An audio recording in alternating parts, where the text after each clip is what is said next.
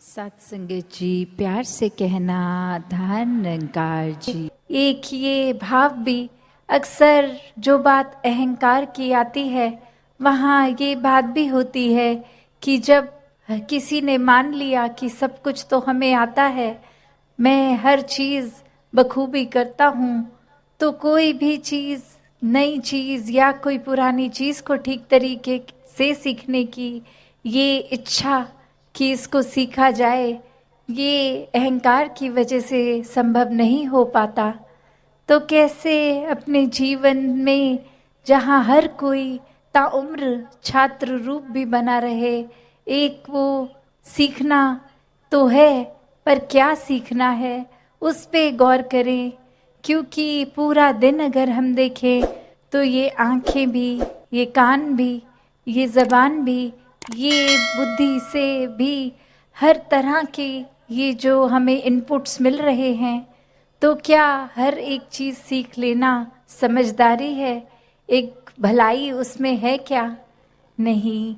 एक फ़िल्टर की जो बात होती है कि क्या चीज़ देखकर भी अनदेखी करनी है, क्या चीज़ों को अपनाना है, किसको छोड़ना है, वो चेतनता की बात है। और ये चेतनता ब्रह्म ज्ञान से जहाँ एक आत्महत्या के जीवन में, एक ये स्पिरिचुअल लाइफ में, तो हर समय ये बहुत ही अच्छा माध्यम, ये टूल। पर एक और बात भी देखी जाए कि अगर हम कोई दुनियावी, कोई मटीरियलिस्टिक अपनी रिस्पॉन्सिबिलिटी, कोई काम काज भी कर रहे हैं, कुछ भी कर रहे हैं, तो उसमें भी चेतनता होनी बहुत ज़रूरी होती है।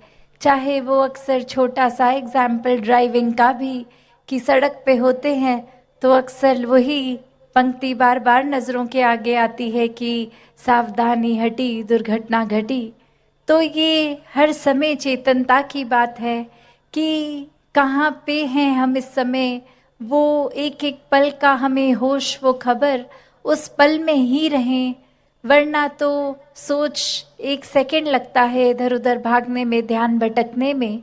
तो कैसे जहाँ उपस्थित है शरीर, वहाँ मन को भी उपस्थित रखना है, और ये चेतनता हर समय की जीवन में हो। तो फिर बात वहीं आती है जहाँ से हर बात की ही शुरुआत है, ये परमात्मा, ये निराकार, ये जो बेरंगा है, इसके एहसास में हर समय रहना एक पॉसिबल है। एक हर एक पल इसी के एहसास में जीना संभव है। और ये कोई बहुत कल्पना की कोई किताबी बातें नहीं हैं।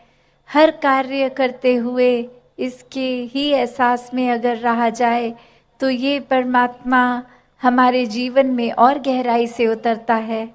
कैसे फिर जहाँ बात अभी जिक्र भी अहंकार का हुआ, कि कैसे फिर मन हमारा अक्सर इतना ज़्यादा, किसी ने थोड़ी तारीफ क्या कर दी, वो ही बात में इतना अपने आप को श्रेष्ठ मानते हुए एक ऐसी विचारधारा के अंतर्गत रोज़ जीना, उठना, खाना, बैठना शुरू, कि अब हमसे श्रेष्ठ तो कोई नहीं। हर एक जीवन में हमने सोसाइटी में कुछ मान सम्मान पा भी लिया, तो वो मान सम्मान एक किसी तरह की अपनी ही अहंकार का कारण बने नहीं। जहाँ जिस रूप में भी हम जीवन में प्लेस्ड हैं, वो हमारे लिए अहंकार का कारण नहीं, विनम्रता का कारण होना चाहिए। कि अगर कोई जिम्मेवारी किसी रूप में है, चाहे वो घर के ही छोटे यूनिट में, जिस तरह का भी, या समाज में, या कोई भी, तो वो एक हमें अपॉर्चुनिटी मिल रही है, मौका मिल रहा है और सेवा करने का, अंदर से अपने पात्र को और खाली करने का। क्योंकि फिर वही बात जहाँ एक फाइन लाइन होती है, एक बहुत ही संकीर्ण सी एक रेखा, जो एक हमारे मनोबल की बात और एक अहंकार की बात, कि कैसे एक हम अपनी सेल्फ रिस्पेक्ट और ईगो के बीच में जो एक लाइन है, कि अक्सर हम ये बात तो हर किसी को सिखाया जाता है कि एक दूसरे का मनोबल बढ़ाओ, वो मोटिवेशन बढ़ाओ, पर कहाँ वो मोटिवेशन को अब हमारे ही मन में हमने उस तरह लेना है कि वो एक जिस काम के लिए है वो अपना काम उस तरह करे, वो अहंकार की तरफ ना जाए। अक्सर सूक्ष्म अहंकार की भी बात होती है कि हमें पता तक नहीं चलता कि कब एक एक छोटी सी जगह से ही हमारे अंदर अहंकार धीरे धीरे घुस रहा है। चाहे वो कोई बड़ा एपिसोड, कोई बड़ी घटना ना हो, एक छोटी सी ही चीज़ कि किसी का कुछ अपने आप से तुलना करके हमने देखा कि उससे ज़्यादा अच्छे हो गए हम किसी बात में, और वहीं किसी के ना जताने पर भी खुद ही इस बात को मन में अहंकार के रूप में लेते जाते हैं। तो फिर ये अहंकार तो अपना घर बनाएगा ही मन में, और साथ ही ये परमात्मा उतना मन से जाएगा भी। तो हमें किसको टिकाना है, किसको नहीं, ये शरीर की भी जब बात हो रही है तो हाँ, ये आत्मा जो है वो ज़्यादा इस शरीर से महत्वपूर्ण उस रूप में तो है, पर ये परमात्मा ने शरीर भी इसलिए दिया है कि हम इसकी देखभाल करते गए थे, सारे अपने रिस्पॉन्सिबिलिटीज़ भी निभाएं। जैसे एक मटका या कोई भी बर्तन ले लें, एक बाहर की सुंदरता से ज़्यादा वो मजबूती इम्पॉर्टेंट होती है कि अंदर उस पात्र में क्या है, वो पानी है या जो भी है, क्या टिकेगा। एक थोड़ा सा भी सुराख हो जाए तो वो पानी तो पात्र में टिकेगा नहीं, बह जाएगा। तो उसी तरह ये तन मन धन के साधन ये निराकार ने तो दिए हैं हमें, पर अब हमें इन साधनों को क्या करना है, सदुपयोग तो करना ही है। पर एक वो जो बात कि कैसे उसका सही इस्तेमाल करते हुए उसकी यूटिलिटी उस तरह से निकाली जाए। तो जहाँ ये शरीर भी दिया है जिसमें एक इतनी कैपेसिटी, एक कैपेबिलिटी है, उसको पूरी तरह तो जीना है, एक संत मति के अनुसार पर जीना है। तो दासी और समय ना लेके इन्हीं शब्दों से अरदास निराकार से सभी के लिए कि दातार कृपा करे। जो बातें अक्सर हमें सुनने में इतनी बार सुन लेते हैं तो लगता है कहीं उनकी इम्पोर्टेंस स्थिति है तो वैसा लाजमी है फील करना। तो यहाँ जो स्थिरता की जो एक सहज रूप में एक गो विद द फ्लो वाली जो बात है, उसका मतलब ये नहीं कि जब कुछ है उसके रिएक्शन पे हमें वैसे नहीं एक गंभीर हो जाना है। नहीं, ये सहजता, ये स्थिरता जीवन में ऐसे आए कि अगर एक खुशी का समय है तो मन इतना हमारा हर्षित हो के, क्योंकि अगर कोई सिचुएशन आई है या कोई वस्तु आई है जिसकी वजह से ये खुशी मिली है, तो वो रूप तो माया का ही है और माया ने तो ढल जाना है। माया को तो परछाई की तरह बोलते हैं। तो कैसे वो अगर एक कोई खुशी का दिन आया है तो वो दिन ने भी समाप्त होना है और वो समय वो बदलेगा भी। जैसे एक अगर स्टूडेंट है तो अगर उसके लिए भी आइडियल सिचुएशन तब है, उसको कहा जाता है कि एक तुम आदर्श विद्यार्थी बनो, अच्छे नंबर लो, उसके लिए अपने लिए स्वयं के लिए भी वो एक अचीवमेंट वाली बात, एक खुशी की बात आती है। और अगर स्कूल की टीचर्स या ट्यूशन टीचर्स भी पढ़ा रहे हों जब, तो उनको भी अच्छा लगता है, माता पिता को भी। तो वो विद्यार्थी अक्सर कोई भी मोटिवेशन को बना के अगर देखे और उसको एग्ज़ाम जब आए, वो परिणाम आया, रिज़ल्ट आया, तो उसमें भी उसके नंबर बहुत अच्छे अगर आ गए, तो वो एक स्टूडेंट के लिए जहाँ आइडियल सिचुएशन है कि अब मुझे इस साल जितना भी एक नॉलेज मेरी बढ़नी थी, मैं उसकी प्राइम में हूँ, मेरा रिज़ल्ट बहुत अच्छा आ गया, मैं फर्स्ट भी आ गई क्लास में। तो पर वो स्थिति ने भी बदलना है। परिणाम फाइनल्स के आते ही वो अगली क्लास में एक प्रवेश होना है। तो कैसे उस समय भी अगर एक स्थिति एक आइडियल थी जहाँ नंबर 1 भी थे और सब अपने मुताबिक हो रहा था, स्वयं से भी खुश थे, एक प्राउड मोमेंट अपने लिए, परिवार के लिए भी था। फिर भी कैसे जैसे ही अगली क्लास शुरू तो ये जर्नी फिर से शुरू, अब नए ज्ञान को याद करना, नई नॉलेज देखते हुए फिर उसी की ओर कि कैसे साल के एंड में एक अपनी परफॉर्मेंस को कायम रखते हुए, तो कैसे एक सिचुएशन जो आइडियल है और उसमें से बेस्ट रिज़ल्ट भी मिला है तो भी उसने चेंज हो ही जानी है।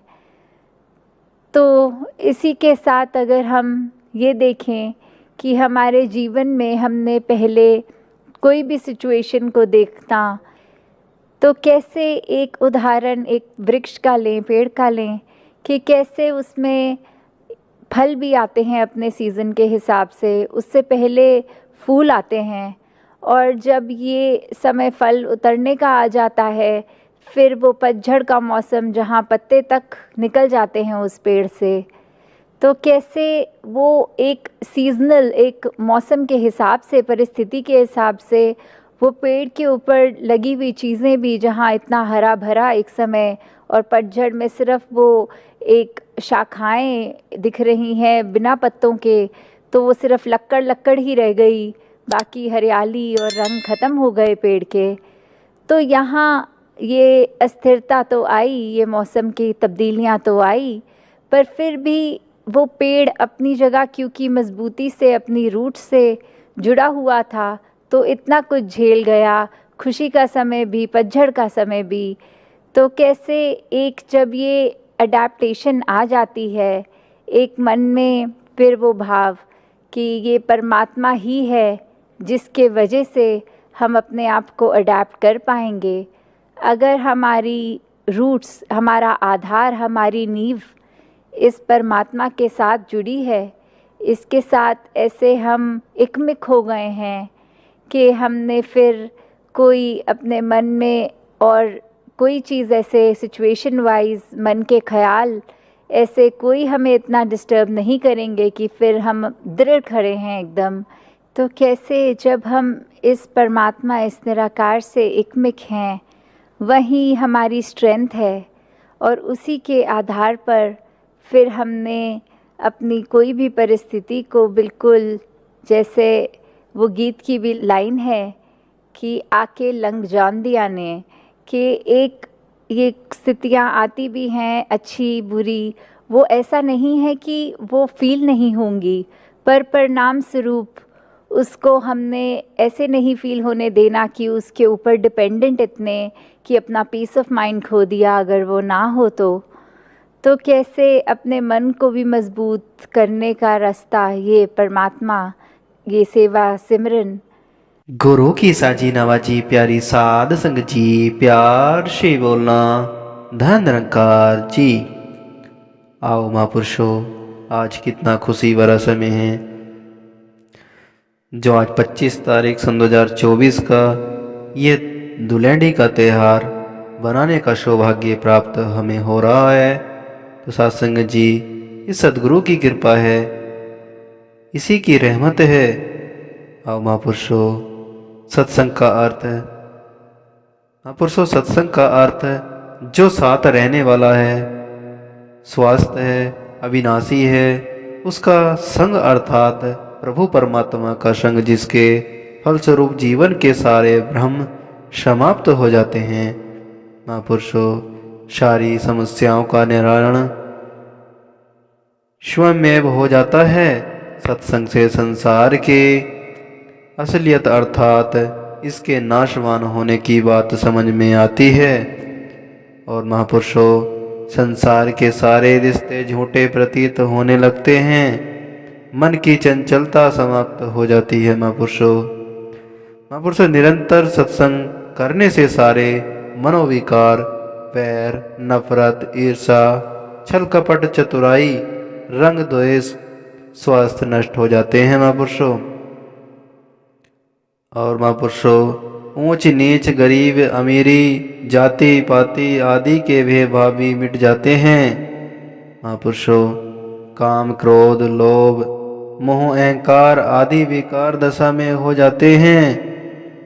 हमारा अंग प्रत्यंग रमय को जाता है सत्संग जी, और संसार में तिरोहित हो जाता है। महापुरुष गोस्वामी तुलसीदास जी कहते थे कि धन्य घड़ी सोई जब सत्संगा।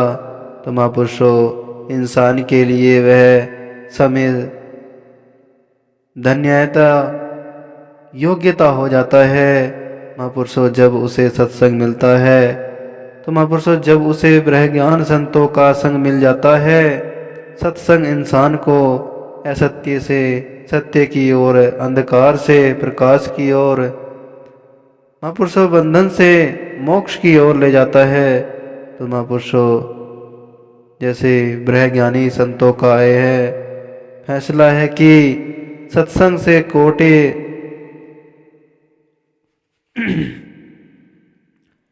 सत्संग से कटे कोटि अपराध, अर्थात करोड़ों जन्मों के अपराध नष्ट हो जाते हैं। महापुरुषों तथा इंसान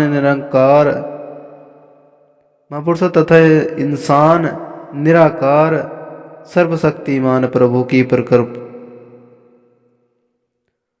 महापुरुषों इंसान निराकार सर्वशक्तिमान प्रभु की कृपा का पात्र हो जाता है। संतों की वाणी कि जल के मथने पर भले ही घी निकल आए, बलू के पैरने से भले ही तेल निकल आए। महापुरुषों सूर्य पूरब की बजाय पश्चिम से भले ही निकल आए।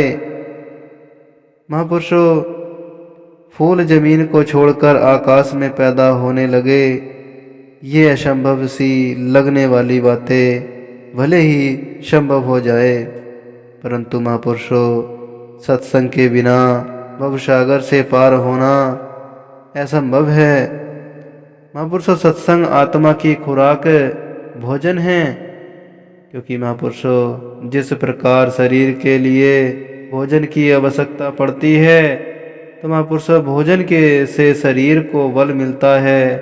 ठीक उसी प्रकार सत्संग से आत्मा जिसमें शरीर संचलता होता है, महापुरुषों शक्तिमान होती है, शक्तिशाली होती है। महापुरुषों और महापुरुषों सत्संग से इंसान में जीवन में उतार चढ़ाव को सहने की शक्ति आती है। सत्संग से मन निर्मल हो जाता है। महापुरुषों भाव पवित्र हो जाते हैं, विचार सुंदर हो जाते हैं और सब कुछ सुंदर ही सुंदर लगने लगता है। और महापुरुषों सत्संग में आकर ही इंसान को जीवन के उद्देश्य का पता लगता है। ब्रह्म ज्ञान की प्राप्ति ही हर मानव का एकमात्र उद्देश्य है। सत्संग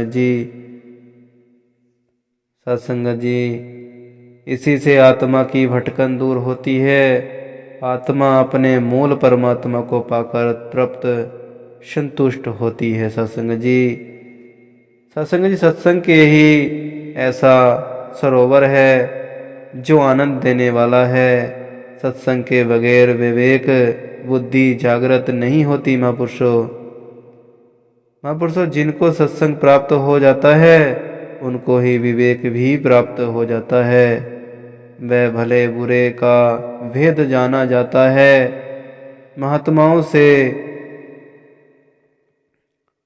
महात्माओं ने सत्संग को सभी साधनाओं की सिद्धि देने वाला माना है, क्योंकि महापुरुषों इससे चारों ओर फल धर्म अर्थात काम मोक्ष प्राप्त हो जाते हैं।